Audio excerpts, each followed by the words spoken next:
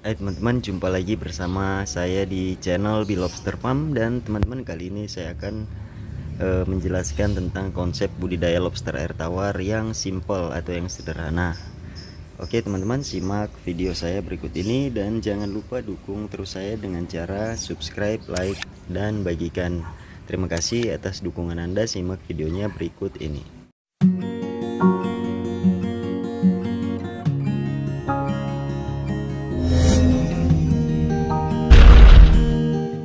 Nah teman-teman, kali ini saya ingin menjelaskan satu hal tentang bagaimana budidaya lobster air tawar. Jangan kita buat sulit atau terdoktrin dengan konsep-konsep yang justru sebenarnya menyulitkan kita. Dalam artian, sebenarnya budidaya lobster air tawar ini bisa berjalan dengan awal yang sangat sederhana teman-teman. Penyiapan kolam, air, kemudian bibit atau indukan. Nah itu sudah bisa jalan. Tetapi terkadang khususnya kita sebagai pemula itu sudah termakan oleh berbagai literasi yang kita dapatkan, sehingga di awal budidaya saja kita sudah merasa sangat sulit. Yang pertama, saya akan menganalogikan seperti ini teman-teman. Jadi ini ada kolam buatan saya secara alami. Di sini saya ternakan ikan gapi. Nah, ikan gapi ini saya gunakan untuk di kolam-kolam lobster saya juga, untuk memakan jentik nyamuk, juga sebagai makanan lobster air tawar itu sendiri. Nah, konsep hidup dari lobster air tawar di alam itu adalah terciptanya adanya sebuah ekosistem alami yang sudah terbentuk, sehingga lobster air tawar itu bisa hidup secara alami. Artinya persediaan pakannya secara alami, kondisi airnya juga secara alami, aerasinya juga secara alami ada dalam wadah alami tersebut. Nah demikianlah juga dengan kolam yang saya buat ini. Saya mengambil ekosistem alami, sehingga tanpa saya beri pakan pun ikan-ikan ini bisa hidup. Begitu juga dengan tanaman-tanaman yang ada di sana, karena sistem alaminya sudah terbentuk, di mana ikan-ikan ini bisa memakan plankton-plankton yang hidup di air ini. Nah kemudian untuk budidaya lobster air tawar itu sendiri, ketika kita mengadopsi atau membudidayakannya secara konvensional dengan kolam-kolam seperti ini atau sistem buatan, tentu saja teman-teman kita harus menyiapkan apa saja yang dibutuhkan oleh lobster air tawar itu sendiri. Ya tentu saja yang pertama adalah media buatan berupa kolam, kemudian airnya, kemudian sistem oksigennya untuk penyediaan oksigen di dalam air. Nah, tiga hal ini menjadi hal yang utama.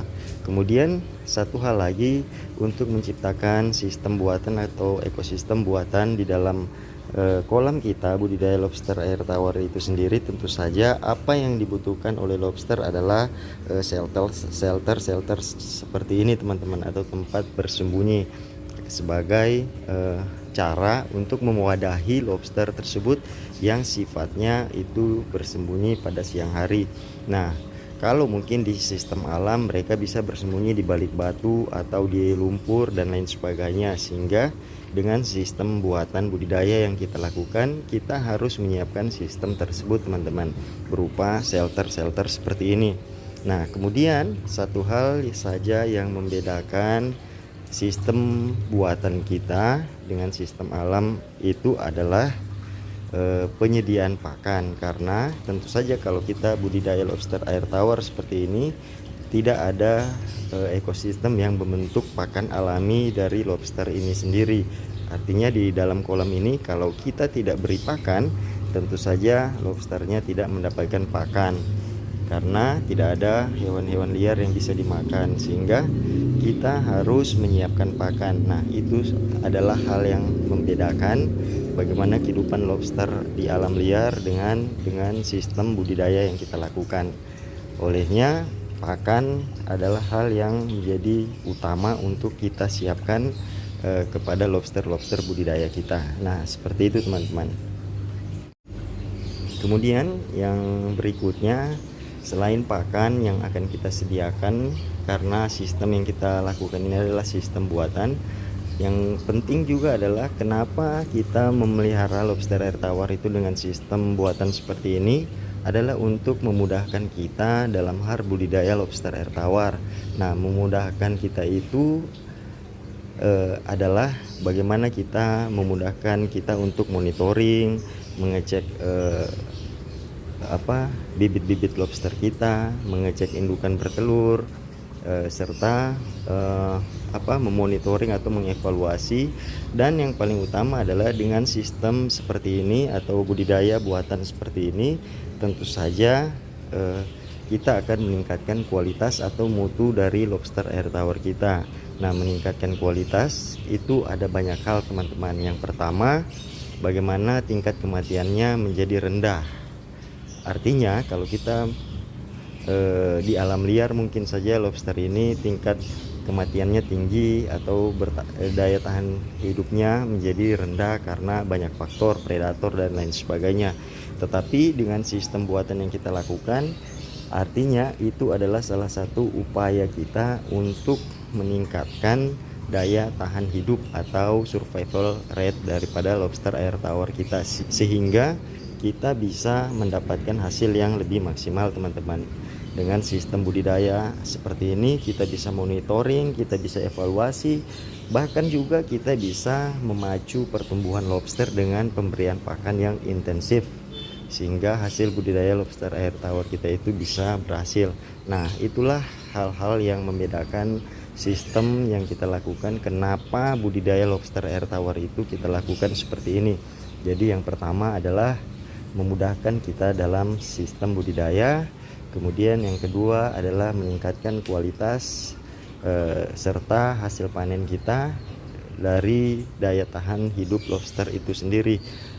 Nah, kemudian teman-teman, satu hal lagi yang ingin saya sampaikan terkait pakan. Jadi terkait budidaya lobster air tawar, artinya kalau kita memulai sudah berpikir banyak hal yang sulit-sulit, tentu saja kita tidak bisa jalan teman-teman, kita akan mengalami banyak hambatan. Nah, kalau hal-hal yang saya sampaikan tadi sudah bisa kita lakukan, selebihnya adalah improvisasi dan modifikasi kita. Nah, itu ada ayam yang berkotek teman-teman. Jadi kalau budidaya lobster air tawar kita sudah bisa berjalan, selebihnya adalah improvisasi kita dan modifikasi kita. Nah, seperti apa improvisasi dan modifikasi itu teman-teman? Improvisasi dan modifikasi itu antara lain dari efisiensi lahan, menyiapkan kolam yang seefisien mungkin, kemudian penyiapan pakan yang seefisien mungkin, serta sistem budidaya yang seefisien mungkin. Nah, salah satu contoh misalnya modifikasi kita untuk penyediaan kolam. Nah, kita membuat kolam susun misalnya, kemudian kita membuat kolam dengan berbagai model misalnya yang hemat, murah, dan juga bisa kita lakukan budidaya di dalamnya. Nah, itu salah satu bagian improvisasi dari segi kolam, penyiapan lahan, dan lain sebagainya. Nah, kemudian improvisasi lainnya adalah penyiapan pakan teman-teman. Misalnya bagaimana kita bisa menciptakan, mengembangkan pakan yang efektif berupa pelet, kemudian pakan murah misalnya yang proteinnya tinggi, atau pakan fermentasi lainnya dalam rangka pengembangan budidaya kita. Nah, ini salah satu contoh yang saya lakukan teman-teman. Dari segi inovasi, sebenarnya bukan inovasi tapi sebuah improvisasi untuk budidaya lobster air tawar. Nah, ini teman-teman mungkin biasanya saya juga sering ada di video saya. Jadi ini cacing sutra teman-teman. Jadi ini saya sediakan stok untuk burayak-burayak saya karena sudah banyak yang turun gendong. Ada sekitar 30 ekor indukan saya yang lagi gendong telur, sehingga saya harus menyiapkan pakan ini. Kenapa? Karena cacing sutra ini adalah pakan terbaik untuk burayak atau anakan lobster air tawar. Saya pernah melakukan uji coba dalam 1 bulan itu dengan pemberian pakan cacing sutra secara intensif, kita bisa mencapai ukuran sebesar 1 inci teman-teman. Itu pernah saya buktikan. Nah, kemudian ini hanyalah sebuah improvisasi sederhana teman-teman. Jadi kenapa saya harus membuat sistem sirkulasi seperti ini, sistem kolam untuk cacing sutra seperti ini, agar cacing sutranya bisa awet, segar, dan bisa bertahan hidup. Nah, jadi seperti itu teman-teman. Nah, konsepnya adalah saya mengambil air dengan pompa akuarium, kemudian dialirkan. Jadi cacing sutra ini akan bisa bertahan hidup nantinya dengan cara seperti ini. Nah, jadi seperti itu teman-teman, dengan cara memasukkan air secara sirkulasi seperti ini dengan sistem air bersih, cacing sutranya akan bisa bertahan hidup sehingga kapan saja kita akan berikan pakan kepada baby lobster kita itu bisa mendapatkan pakan yang segar. Nah, caranya teman-teman, dari pompa ini saya alirkan ke atas sehingga mengalir secara terus-menerus keluar di sini, kemudian jatuh ke rak yang kedua, dan begitu seterusnya. Dengan cara sistem air bersih seperti ini teman-teman, cacing sutra itu akan bisa bertahan hidup. Nah, kemudian kolamnya ya saya gunakan kolam lobster saya teman-teman. Artinya kalau ada cacing sutra juga yang lolos ke sini, ya sudah, itu sudah menjadi bagian pakan dari lobster air tawar. Nah, seperti itu teman-teman. Jadi selebihnya adalah modifikasi dan improvisasi kita untuk menunjang budidaya lobster air tawar kita. Nah, kemudian teman-teman, cacing sutra ini juga pakannya hanya pakan-pakan fermentasi seperti ampas tahu, dan kali ini kebetulan saya memberikan tahu. Nah, ini akan berkembang biak, syukur-syukur nanti akan tercipta keseimbangan, artinya produktivitas cacing sutra ini akan seimbang dengan jumlah pakan yang saya berikan kepada lobster-lobster saya. Seperti itu teman-teman. Nah, jadi apa yang ingin saya sampaikan kali ini adalah jangan kita mengawali dengan pemikiran yang begitu sulit untuk budidaya lobster air tawar.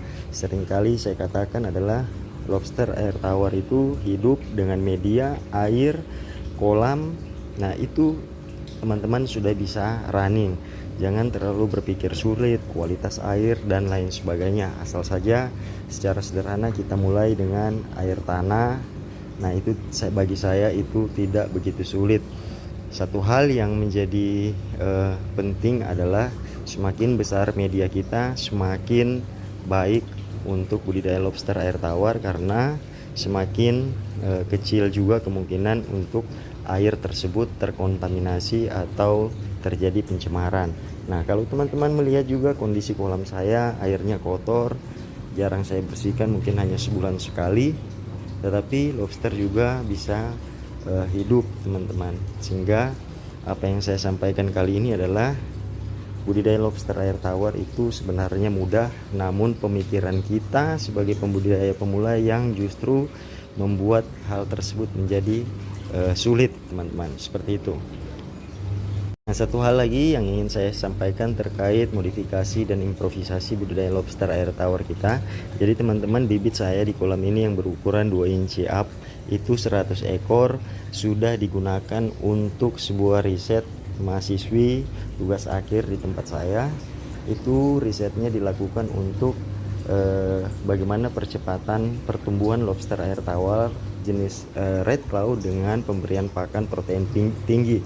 Nah, sehingga temuannya nanti adalah persentase protein yang buatan dengan pelet itu akan diuji coba pada lobster air tawar dan akan dilihat seberapa besar percepatan pertumbuhannya. Nah, kita bersyukur bahwa sudah mulai banyak yang melakukan studi atau penelitian terkait pengembangan budidaya lobster air tawar, sehingga suatu saat saya meyakini bahwa lobster air tawar, budidaya lobster air tawar ini akan mendapatkan tempat yang baik sebagai salah satu komoditi unggulan untuk ketahanan pangan kita.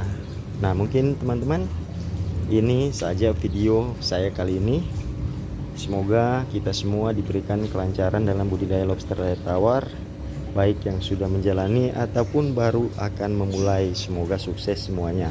Oke, terima kasih teman-teman sudah menyaksikan video saya kali ini dengan banyak ocehan saya, tapi semoga saja ini bisa bermanfaat bagi kita semua. Terima kasih, sampai jumpa di video saya selanjutnya, dan salam capit.